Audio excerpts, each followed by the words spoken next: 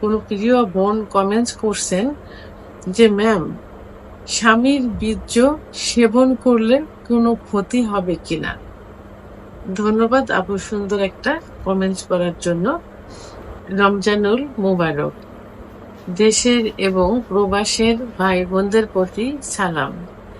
আসসালামু আলাইকুম। আমি প্রভাষক ডাক্তার রিক্তা পারভিন, হোমিওপ্যাথি এবং আয়ুর্বেদিক চিকিৎসক, চেম্বার সেবা, হোমিও কমপ্লেক্স অ্যান্ড সেবা ডিজিটাল ল্যাব, উপজেলা মডেল মসজিদের পূর্ব পাশে, শিমুলিয়া, মাগুরা।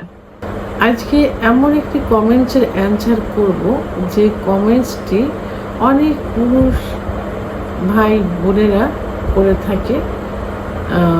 ঠিক তেমনই একটা কমেন্ট যেমন আছে, কোনো এক শুভাকাঙ্ক্ষী অর্থাৎ আমার কোনো প্রিয় বোন কমেন্টস করছেন যে ম্যাম, স্বামীর বীর্য সেবন করলে কোনো ক্ষতি হবে কিনা। তো এই প্রশ্ন কিন্তু অনেক পুরুষই করে থাকে যে আমাদের বীর্য স্ত্রী সেবন করলে কোনো ক্ষতি হবে কিনা, আবার স্ত্রী বলে থাকে স্বামীর বীর্য সেবন করলে কোনো ক্ষতি হবে কিনা। কারণ স্বামী স্ত্রী নিজেদের রিল্যাক্সের জন্য অনেক সময় এইগুলো করে থাকে, অর্থাৎ স্বামীর লিঙ্গে চুষতে থাকে এবং চুষলে অনেক সময় দেখা যায় যে বীর্যপাত হয়ে যায়। তবে এটা কিন্তু বড় মাপের ইসলামিক স্কলারগণ সম্পূর্ণ নিষিদ্ধ করেছেন। এবং কারণ বীর্য কিন্তু নাপাক জিনিস, আর নাপাক জিনিস সেবন করা কিন্তু হারাম।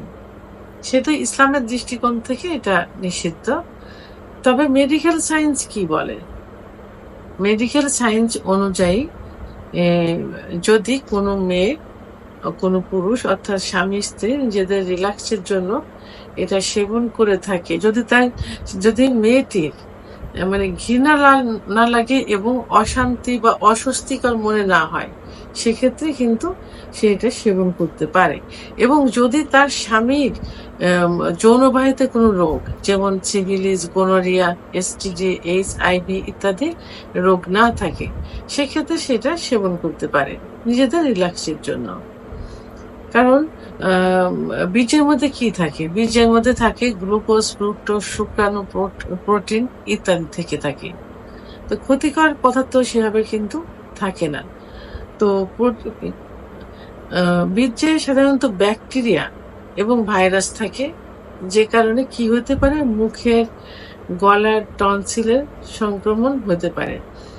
বীর্যে সেরোটোনিন এবং অক্সিটোসিন, মেলাটোনিন থাকে, যা মানসিক প্রশান্তি আনতে পারে এবং ত্বকের উজ্জ্বলতা বাড়াতে কিন্তু এই বীর্য সহায়তা করে থাকে। তো তবে বীর্য কিন্তু হজমের জন্য তৈরি হয়নি, সেহেতু বীর্য অনেক সময় খেলে পেটে অশান্তি, বমি বমি ভাব, পেট ফোলা, পেটে ব্যথা করা ইত্যাদি হতে পারে। তবে অনেকের ধারণা থাকে যে এবং অনেকে প্রশ্ন করে থাকে যে বীর্য সেবন করলে বাচ্চা হওয়ার কোনো সম্ভাবনা থাকে কিনা। এটা একদম ভুল ধারণা। কারণ বাচ্চা হওয়ার জন্য যে মাধ্যমের প্রয়োজন, সে মাধ্যমের অবস্থান কিন্তু লয়ার অ্যাবডোমেন অর্থাৎ তলপেটে। সেটা কি?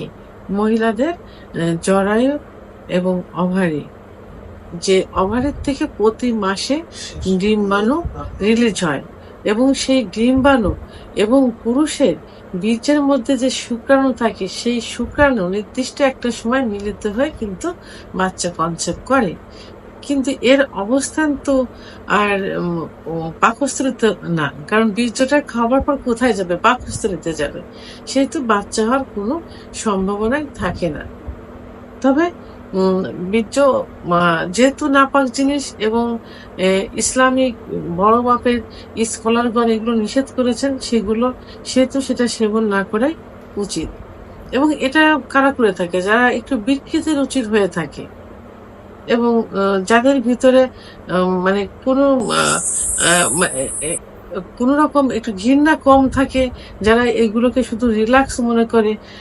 তবে স্বামী স্ত্রীর ক্ষেত্রে কিন্তু এটা খুবই কম হয়ে থাকে। যারা পরকীয়ায় লিপ্ত থাকে, যারা এই যে কলগাল জাতীয় থাকে, এই জাতীয় মেয়ে পুরুষের মধ্যে কিন্তু এই প্রবণতা বেশি দেখা যায়।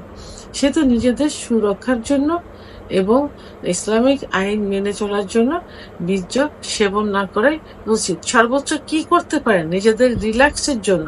সহবাসের সময় স্বামী তার স্ত্রীর যৌনাঙ্গে আলতোভাবে চুমা দিতে পারে এবং স্ত্রী তার স্বামীর পুরুষাঙ্গে আলতোভাবে চুমা দিতে পারে।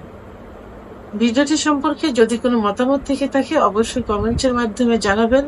আর ভিডিওটি ভালো লাগলে লাইক, কমেন্ট, সাবস্ক্রাইব করে আমার সঙ্গে থাকুন। আল্লাহ হাফেজ।